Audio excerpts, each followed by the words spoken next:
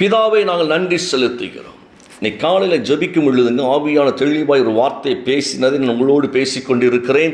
என்ன அப்படின்னா, லூக்கா 6:48 லூக்கா 6:48 வாசிக்கின்ற பொழுது இயேசு ரொம்ப அழகாய் தம்முடைய ஜனங்களுக்கு கற்றுக் கொடுக்கிற ஒரு காரியம், ஆழமாய் தோண்டி கற்பாறையின் மேல் அஸ்திவாரம் போட்டு வீடு கட்டுகிற மனுஷனுக்கு அவன் ஒப்பாய் இருக்கிறான். பெரும் வெள்ளம் வந்து நீரோட்டம் அந்த வீட்டின் மேல் மோதியும் அதை அசைக்க கூடாமல் போயிற்று. ஏனென்றால் அது கன்மலையின் மேல் அஸ்திவாரம் போடப்பட்டிருந்தது. அவர் ஆழமாய் தோண்டி பாறையின் மீது அடித்தளம் அமைத்து வீடு கட்டிய ஒரு மனுஷருக்கு ஒப்பாய் இருக்கிறார். வெள்ளம் ஆறாக பெருக்கெடுத்து அந்த வீட்டின் மேல் மோதியும் அதை அசைக்க முடியவில்லை. ஏனென்றால் அது நன்றாக கட்டப்பட்டிருந்தது என்று சொல்லி அழகா இயேசு தம்முடைய மகிமையை வெளிப்படுத்துவதை பார்க்கிறோம். இந்த நிகழ்ச்சி நமக்கு தெரிந்த ஒரு காரியம் தான் என்றாலும் கூட இன்றைக்கு ஒரு விசேஷித்த சத்தியத்தை ஆண்டவர் எனக்கு கற்றுக் கொடுத்ததை நான் உங்களோடு பகிர்ந்து கொள்ளுகிறேன். என்ன அப்படின்னா, இயேசு ரொம்ப அழகாய் சொல்லுகிறார், என் வார்த்தையை கேட்கிற ஒவ்வொரு மனுஷனும், என் வார்த்தையை கேட்கிற ஒவ்வொரு மனுஷனும், ரொம்ப ஒரு ஆழமான சத்தியங்க. இன்னைக்கு கர்த்தருடைய வார்த்தையை கேட்கிறோம், ஆனால் அந்த வார்த்தை நமக்கு நன்மை செய்ய முடியாதபடிக்கு அநேக நேரத்தில் வீழ்ந்து போகிறோம். அப்படிதானே? அப்ப உடனே நம்ம என்ன நினைச்சிருந்தோம்னா, கர்த்தருடைய வார்த்தையில் வல்லமை இல்லை என்கிற ஒரு முடிவுக்கு வந்து விடுகிறோம். என்னையா வாக்குத்தத்தம், ஆண்டவர் என்ன வாக்குத்தத்தத்தை கொடுத்தார், ஒண்ணுமே நிறைவேறவில்லையே அப்படின்னு சோர்ந்து போகிறோம். ஆனால் கர்த்தருடைய வார்த்தை மாறாதவராய் இருக்கிறது. அவர் மாறாதவராய் இருக்கிறார். வாக்குத்தத்தம் பண்ணினர் உண்மை உள்ளவராய் இருக்கிறார். சொல்லியதை செய்து முடிக்கிற தேவனை கர்த்தர் நம்முடைய ஆண்டவர். இன்றைக்கு நம்முடைய வாழ்க்கையில் தேவன் கொடுக்கிற உன்னதமான சத்தியம் என்ன தெரியுமா?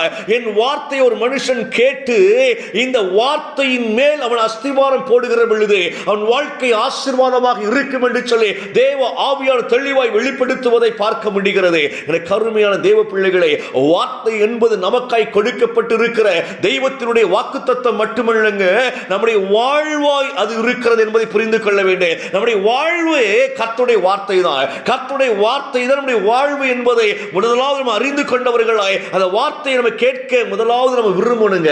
இன்னைக்கு கேட்கிறோம், ரொம்ப நல்ல விஷயம். கர்த்தருடைய வார்த்தை விரும்பி விரும்பி தான் கேட்கிறோம். ஆனாலும் கூட என்னுடைய பாடுகள், என்னுடைய பிரச்சனைகள், என்னுடைய சூழ்நிலைகள் எல்லாம் எனக்கு எதிராகத்தானே இருக்கிறது. ஒன்றும் சரியாய் மாற மாட்டேங்கிறது.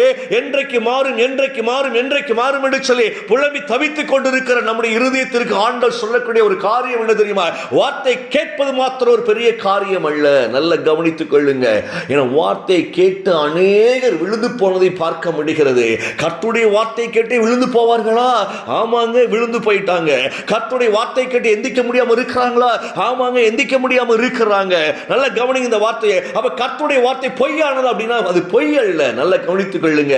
அது யாரை எழுப்பும் என்பதை முதலாவது புரிந்து கொள்ள வேண்டும். அது ரொம்ப முக்கியமான சத்தியங்க. இந்த வார்த்தை யாரை எழுப்பும்?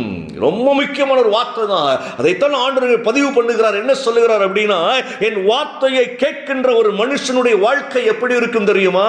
அந்த வார்த்தையின்படி நடக்கின்ற மனுஷனுடைய வார்த்தை எப்படி இருக்கும் அதை சொல்லுகிறார்.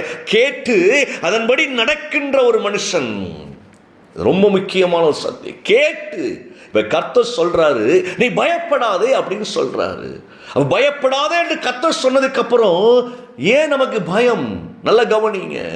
அந்த வார்த்தைக்கு அப்படியே ஒபே பண்ணி இனி நான் பயப்பட வேண்டிய அவசியம் இல்லை. கர்த்தர் வாக்குத்தத்தத்தை கொடுத்திருக்கிறபடியாலே இந்த வார்த்தையை நான் பெற்றுக்கொள்ளுகிறேன், பற்றிக்கொள்ளுகிறேன் என்று சொல்லி இந்த வார்த்தையை நீங்கள் எடுத்து அந்த வார்த்தையை முழுக்க முழுக்க அப்ளை பண்ணி, நல்ல கவனிங்க. அது ஒரு லேயர். ஃபர்ஸ்ட் அஸ்திவாரத்திற்கு முன்பதாக ஒரு லேயர் போட வேண்டிய ஒரு காரியமாக இருக்கிறது. அந்த லேயர் பெயர் தான் கண்மலை. நல்ல கவனித்துக் கொள்ளுங்களேன். ஆழமாய் தோண்டுகிற பொழுது கற்பாறை வெளியே தெரியும் பாருங்களேன். அந்த கற்பாறை தான் கர்த்தருடைய வார்த்தை. அந்த கற்பாறை தான் ஆண்டவராகிய இயேசு கிறிஸ்துவானவர். அந்த கற்பாறை தான் ஃபர்ஸ்ட் லேயர் என்பதை புரிந்து கொள்ள வேண்டும். நம்முடைய வாழ்க்கையில எத்தனையோ லேயரை முதல்ல வச்சிருக்கிறோங்க. மனுஷனுடைய வார்த்தையை, மனுஷனுடைய காரியங்களை, இந்த மனுஷனை போல மாற வேண்டும், இந்த வார்த்தை நமக்கு பிரயோஜனமாக இருக்குமா, இந்த மனுஷன் சொன்ன வார்த்தை எப்படி இருக்கு, மோட்டிவேஷன் எப்படிப்பட்ட வார்த்தை என்றால் உலகம் காண்பிக்கிற வார்த்தை உள் வைத்து அஸ்திபாரகம் வைத்து அதுக்கு மேல ஒன்றை கட்ட முயற்சி செய்கிறபடியால் தோற்று போகிறோம். நான் சொல்றேன், உங்க பயத்தின் நாட்களில், பலவீனத்தின் நாட்களில் இன்னைக்கு கர்த்தர் தெளிவாய் பேசுகிற ஒரு காரியம், முதலாவது நீங்கள் கற்பாறையின் மீதுதான் உங்களுடைய அஸ்திவாரத்தையே நீங்கள் போட வேண்டும் என்று ஆண்டவர் சொல்லுகிறார். அஸ்திவாரம் எதன் மேல் போட வேண்டுமா? அஸ்திவாரம் என்பது என்ன தெரியுமா? நம்முடைய முயற்சி. நல்ல கவனித்துக் கொள்ளுங்க. நம்முடைய திட்டங்கள், அதை கவனித்துக் கொள்ளுங்க. நம்மை குறித்து தேவன் வைத்திருக்கிற உன்னதமான திட்டம் இருக்கு பாத்தீங்களா? அந்த திட்டங்களை புரிந்தவர்கள் அந்த திட்டங்களை மனதில் வைத்து அந்த திட்டத்தை நம்ம என்ன செய்ய வேண்டும் என்றால் கர்த்தர் சொன்ன வார்த்தையின் மேல் வைக்க வேண்டும். கர்த்தர் சொன்ன வார்த்தையின் மேல் வைக்க வேண்டும். உன்னை வாழாக்காமல் தலையாக்குவேன் என்று ஆண்டவர் சொல்றாரு பாருங்களேன். உன்னை வாழாக்காமல் தலையாக்குகிற ரைட், சூப்பர் வார்த்தை தேவன் தந்துட்டாரு. இந்த வார்த்தையை ஃபர்ஸ்ட் லேயரா வைத்துக் கொள்ளுங்க. அஸ்திவாரத்துக்கு கீழே அதை வச்சுக்கோங்க. அதுக்கு மேல விசுவாசம் என்கிற அஸ்திவாரத்தை அதுக்கு மேல வைங்க. உங்களுடைய திட்டங்கள் அதுக்கு மேல வைங்க. அந்த திட்டங்களை வைத்து அதுக்கு மேல் நீங்க கட்டப்படுகிற கட்டிடங்கள் தான் அது மகிமையின் ஆசீர்வாதமாக இருக்குங்க. நம்ம எல்லாருமே ரெண்டு விஷயம் இல்லாமல் ஓடிக்கொண்டிருக்கிறோம். ஒன்று, கற்பாறை இல்லாமல் ஓடிக்கொண்டிருக்கிறோம். ரெண்டாவது, அஸ்திவாரம் இல்லாமல் ஓடிக்கொண்டிருக்கிறோம். கற்பாறையும் வேண்டாம், அஸ்திவாரம் வேண்டாம், நான் வீட்டை கட்டிடுவையா என்று சொல்லி நம்ம பல முயற்சிகளை எடுத்து நம்ம தோல்வி அடைந்து கொண்டிருக்கிறோம். ஆண்டு தெளிவாக பேசினார். அந்த கற்பாறை இயேசு கிறிஸ்து. இயேசு கிறிஸ்துவின் மீது அஸ்திவாரம். நீங்க எந்த பிரச்சனை வந்தாலும் உங்க மைண்ட்ல முதல்ல யார் வரணும் அப்படின்னா, இயேசு இதை எப்படி ஃபேஸ் பண்ணினார், அங்க வாங்க. நீங்க இந்த ஊழியக்காரங்க எப்படி ஃபேஸ் பண்ணினாங்க, இந்த மனுஷங்க எப்படி ஃபேஸ் பண்ணினாங்க அப்படின்னு மனிதர்களோடு கூட போய் ஆலோசனை கேட்காதீங்க. நீங்க எப்படி கடன் பிரச்சனை வெளியே வந்தீங்க அதெல்லாம் மனுஷன்கிட்ட கேட்காதீங்க. இயேசு எப்படி ஃபேஸ் பண்ணினார்?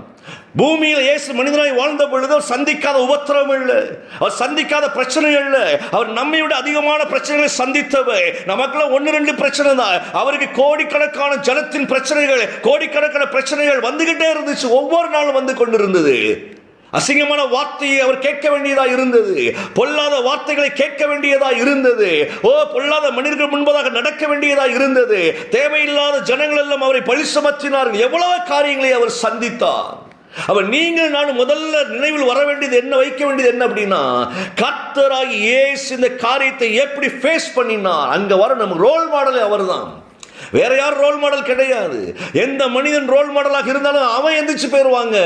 அவன் வளர்ந்துகிட்டு இருப்பான். வாங்க, உங்களுக்கு நான் மோட்டிவேட் கொடுக்கிறேன், மாதம் இவ்வளவு ஃபீஸ் கட்டுங்க, இந்த நாள் இந்த கூட்டத்தில் ஃபீஸ் கட்டுங்க அப்படின்னு சொல்லி அவன் சம்பாதிச்சிருவான். நீயும் நான் என்ன செய்ய, அதை கேட்டு கர்த்தருடைய வார்த்தையை தான் முதலாவது நம்ம அஸ்திவாரமாய் வைக்க வேண்டும். அதாவது அஸ்திவாரத்து கீழே, ரெண்டாவது நம்முடைய விசுவாசத்துக்கு மேலே அஸ்திவாரமாய் வைக்க வேண்டும். அதுக்கு மேலே ஸ்ட்ரக்சரை எழுப்பணும். இதெல்லாம் பெரிய சத்தியம். ஏன்னா ஏசாயா 51:16 வாசிக்கின்ற பொழுது ஆண்டு ரொம்ப அழகை சொல்லுறாருங்க.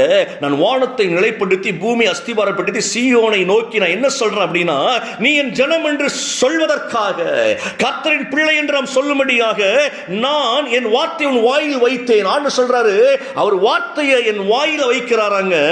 அந்த வார்த்தை வாயில் வைப்பது மட்டுமல்ல, என் கரத்தினால் உன்னை மூடுவேன், என் கரத்தின் நிழலினால் உன்னை மூடுவேன். அப்படின்னு என்ன அர்த்தம்னா, யார் வாயிலெல்லாம் அஸ்திவாரமாகிய அந்த கண்மலையாகிய அந்த கிறிஸ்துவின் வார்த்தை இருக்கிறதோ, அந்த வார்த்தை ஒரு மனிதன் நம்முடைய வாயிலை வைத்து பயன்படுத்துகிறானோ, அவன் மீது கர்த்தரின் கரம் என்ன செய்யும் என்றால் நிழலாய் நிற்கும் என்று ஆண்டவர் சொல்லுகிறார்.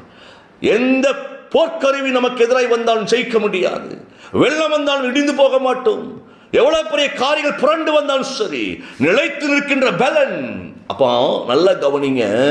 ஆழமான இடத்துல தான் ஒரு மனுஷன் தோண்டி அந்த பாறையின் மீது தான் அஸ்திவாரத்தை போடுவான். அதுக்கு மேலே அந்த வீடு கட்டுவான். நம்ம பாறை இல்லாமல் அஸ்திவாரம் இல்லாமல் வீடு கட்டி நிறைய இடத்த தோத்து போயிருந்தோம். இன்னைக்கு தீர்மானம் பண்ணுங்க, கிறிஸ்து என்கிற கண்மலையின் மீது நான் அஸ்திவாரத்தை நான் வைப்பேன். என் வாழ்க்கையை உங்களுக்கு அங்க வச்சிருங்க. அஸ்திவாரம், நம்ம அஸ்திவாரம் என்பது நம்முடைய விசுவாசம் தானே, அஸ்திவாரம் என்பது நம்முடைய திட்டங்கள் தானே. இதை எல்லாவற்றையும் தேவன் மீது வைத்து அந்த தேவனுக்கு மேல நீங்க இந்த அஸ்திவாரத்தை வச்சு அஸ்திவாரத்துக்கு மேல நீங்க ஸ்ட்ரக்சர் எழுப்புங்க. காரியங்கள் வாய்க்கும், ஒன்றும் சேதப்பட முடியாது. இது ஒரு பெரிய சத்தியம் தான். இதை சுருக்கமாக சொல்லி இருக்கிறேன். நீங்க இதை அனலைஸ் பண்ணி நீங்க தியானம் பண்ணுங்க. கர்த்தர் நல்லவர், நன்மை செய்கிறவராய் இருக்கிறார். பிதாவை நாங்கள் நன்றி செலுத்துகிறோம் இயேசுவின் நாமத்தினால. இந்த காலை வேளைக்காய் ஸ்தோத்திரம் ஆண்டவரே. உடைய வார்த்தையின் மீது நாங்கள் அஸ்திவாரம் என்கிற எங்கள் விசுவாசத்தை வைத்து நாங்கள் பில்டிங் கிட்ட எங்களுக்கு உதவி செய்வீராக. எங்கள் வாழ்க்கையை அமைக்க எங்களுக்கு உதவி செய்வீராக. ஞானத்தை கொடுத்து பலப்படுத்துவீராக. இயேசுவின் நாமத்தில் இணைந்திருக்கிற ஒவ்வொரு பிள்ளைகளை ஆசீர்வதிக்கிறேன் நல்ல பிதாவே. ஆமென், ஆமென்.